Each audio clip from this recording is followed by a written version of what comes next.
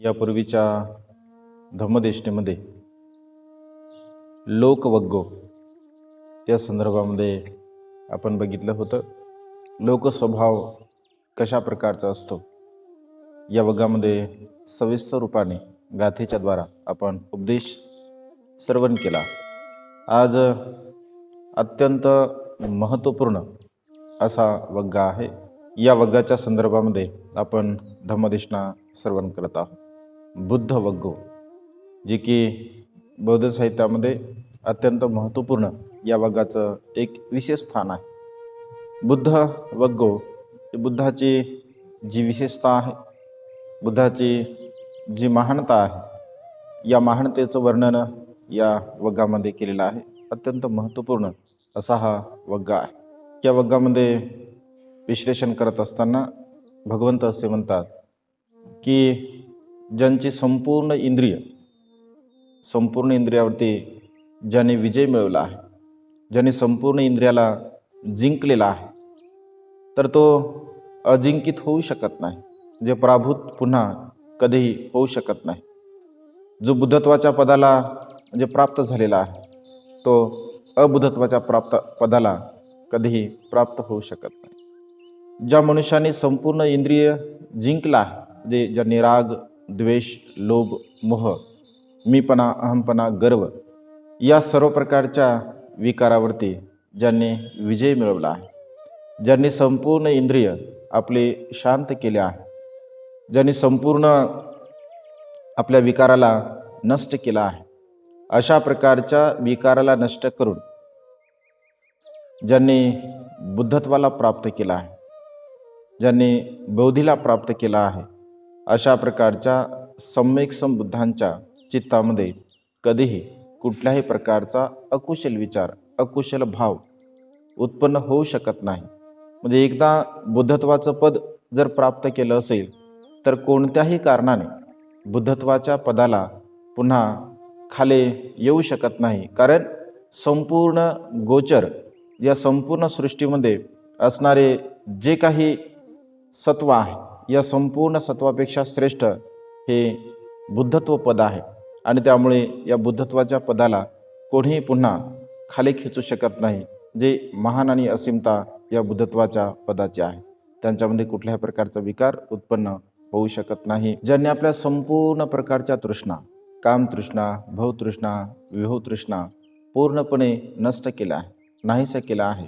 आणि या सर्व प्रकारच्या तृष्णेला नष्ट करून ज्यांनी महान बुद्धत्वाचं पद प्राप्त केलं आहे, या बुद्धत्वाच्या पदाला त्यांनी प्राप्त करून पुन्हा या सृष्टीमध्ये ते जन्मास येणार नाही.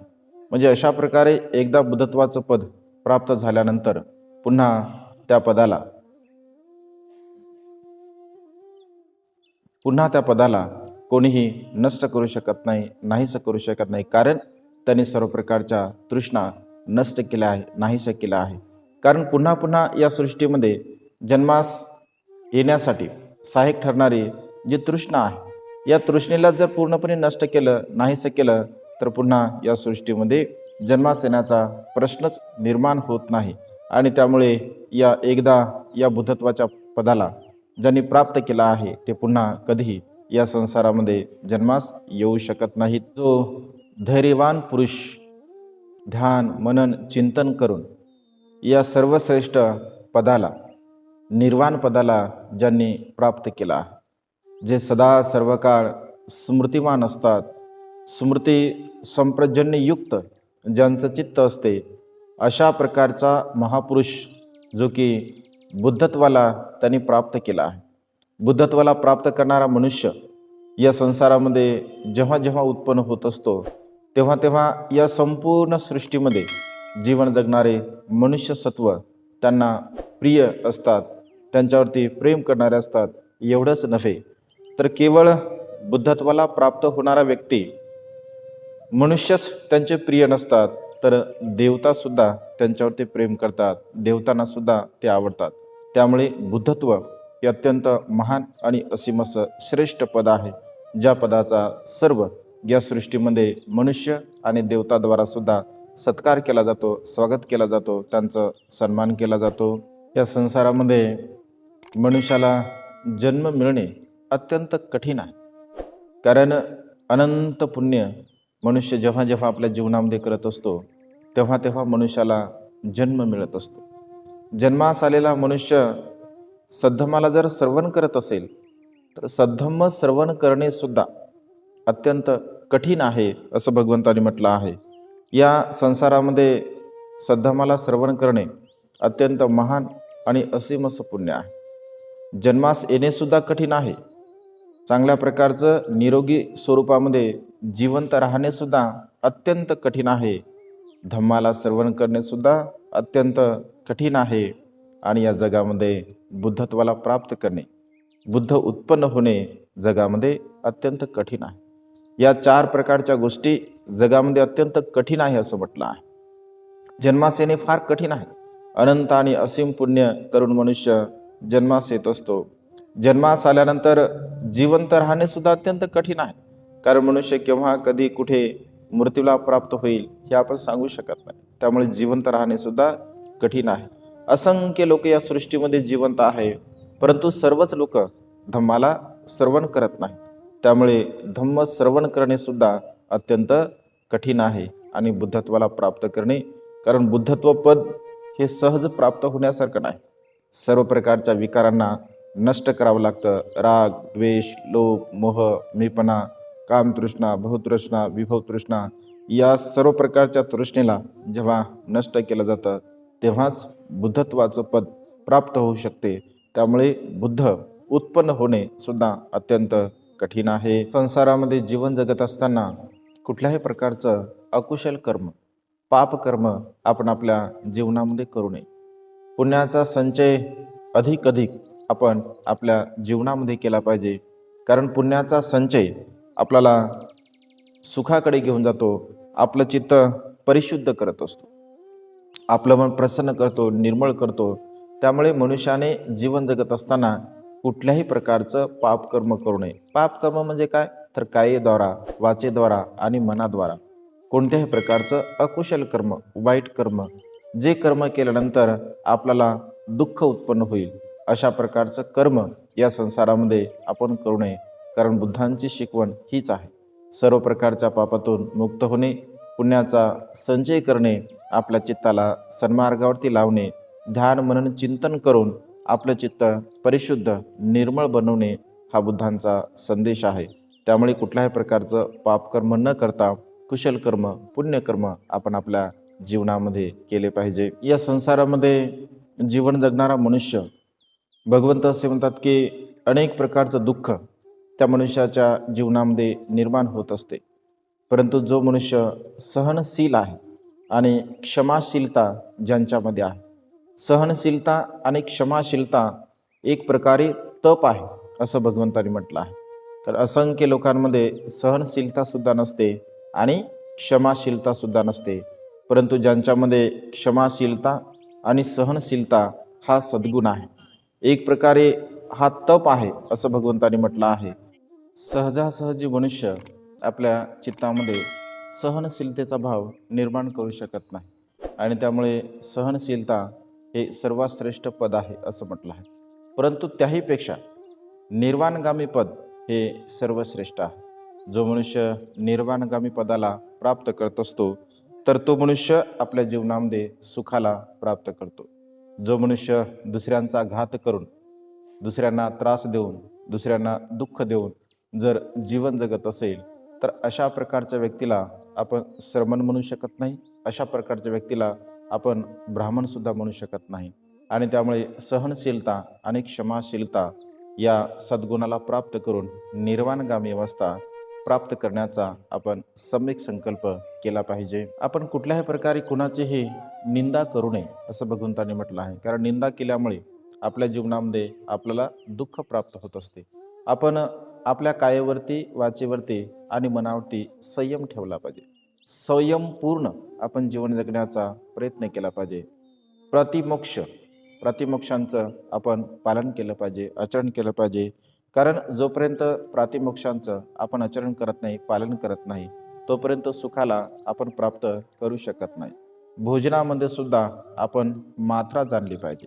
भोजन योग्य प्रमाणामध्ये आपल्या सर्व प्रकारच्या ज्या वेदना आहेत या वेदनेला नष्ट करण्यासाठी आपण भोजन ग्रहण केलं पाहिजे.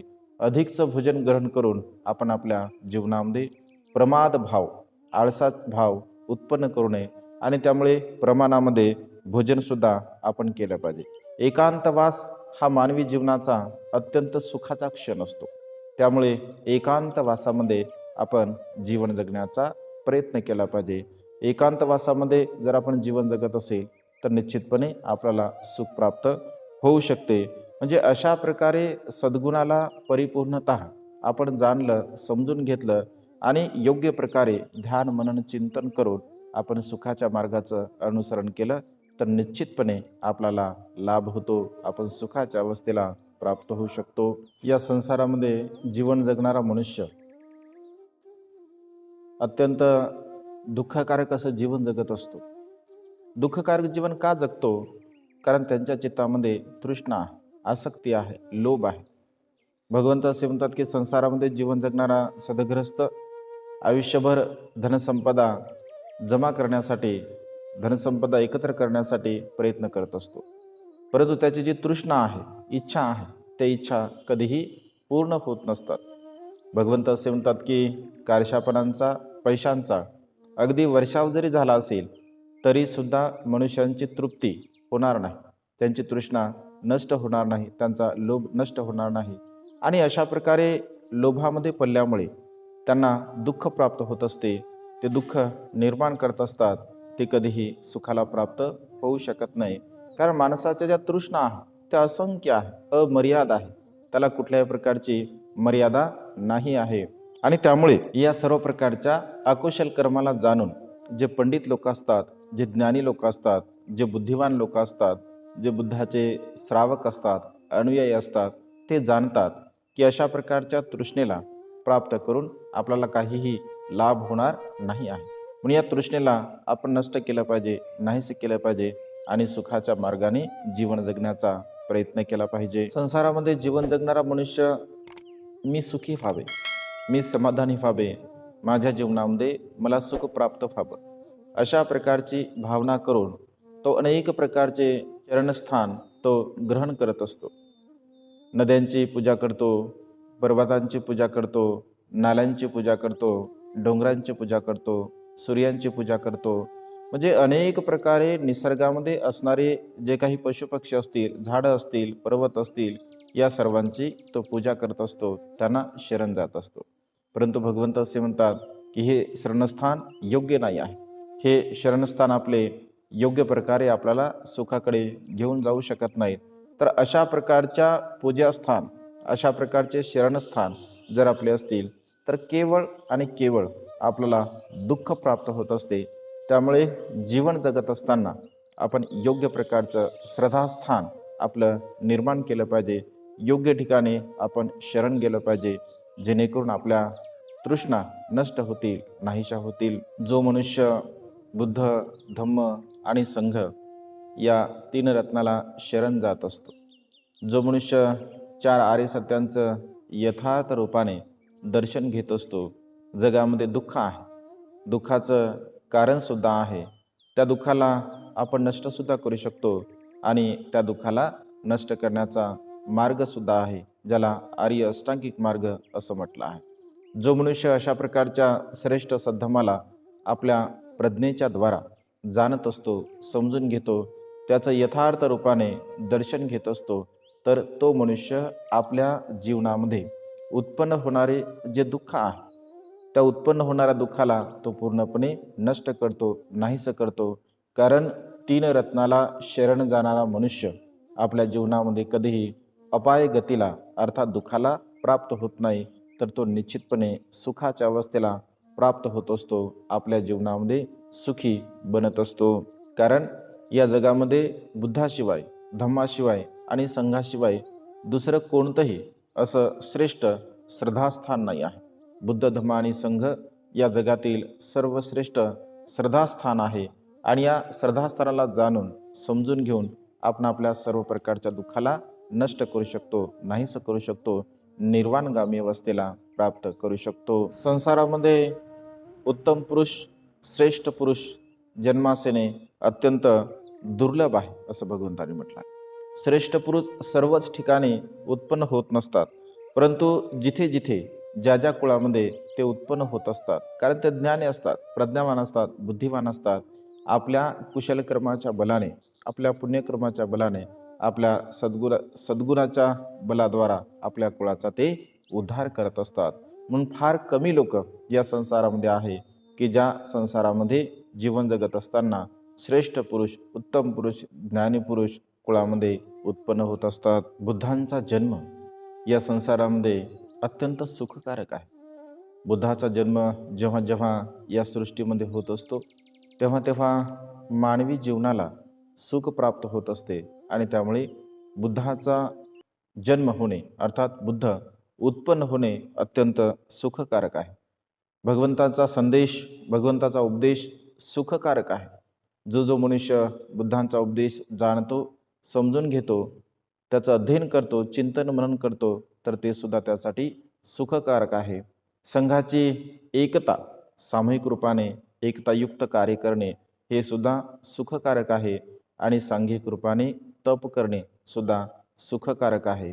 म्हणजे या संसारामध्ये जीवन जगत असताना सामूहिक रूपाने जेव्हा जेव्हा लोक तप करतात, ध्यान मनन चिंतन करतात, साधना करतात, तर निश्चितपणे ते सुखाला प्राप्त होऊ शकतात. संसारामध्ये जीवन जगत असताना बुद्धांची पूजा करणे, बुद्धांच्या श्रावक संघाची पूजा करणे आपल्या जीवनामध्ये महान आणि असीम असं पुण्य आहे. बुद्धाला समजून घेणे, बुद्धाच्या तत्वज्ञानाला समजून घेणे आणि बुद्धांच्या प्रती श्रद्धाभाव प्रगट करून दानशील आणि प्रज्ञा अनंत असं पुण्य संपादन करणे, श्रावक संघाच्या प्रती पुण्य संपादन करणे अत्यंत महान आणि असीम असं कुशल कर्म आहे. या कुशल कर्माची तुलना अन्य कुठल्याही प्रकारच्या पुण्यकर्माशी आपण करू शकत नाही आणि ती दाखवू शकत नाही आपण की बुद्धाची पूजा केल्यामुळे, श्रावक संघाची पूजा केल्यामुळे कशा प्रकारचं सुख आपल्याला प्राप्त होऊ शकते. ही दाखवण्याची गोष्ट नाही, तर तो अनुभव आहे.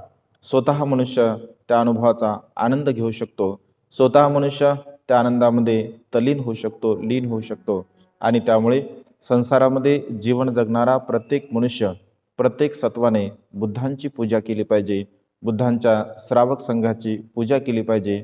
कारण बुद्ध, धम्म आणि संघ या तीन रत्नांची पूजा करणे, त्यांचं दर्शन करणे, दान पुण्य प्राप्त करणे हे आपल्या जीवनातील अत्यंत महान आणि असीम असं कुशल कर्म आहे, पुण्यकर्म आहे.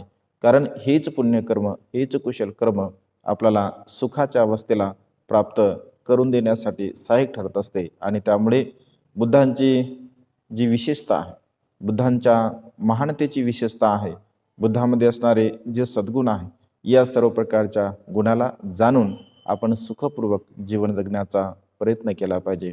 अशा प्रकारे बुद्धवगाच्या द्वारा बुद्धांची विशेषता, बुद्धांच्या संघाची विशेषता यांचं वर्णन केलं आहे. निश्चितपणे आपल्या सुखासाठी, हितासाठी आणि कल्याणासाठी हा बुद्धांचा उपदेश सहाय्यक ठरो, अशा प्रकारची मंगलमय आणि उदात्त कामना या ठिकाणी व्यक्त करून ही धम्मदेशना संपन्न करतो. सर्वांचं मंगल हो, सर्वांचं कल्याण हो, सर्वांना दीर्घायुष्य लाभो.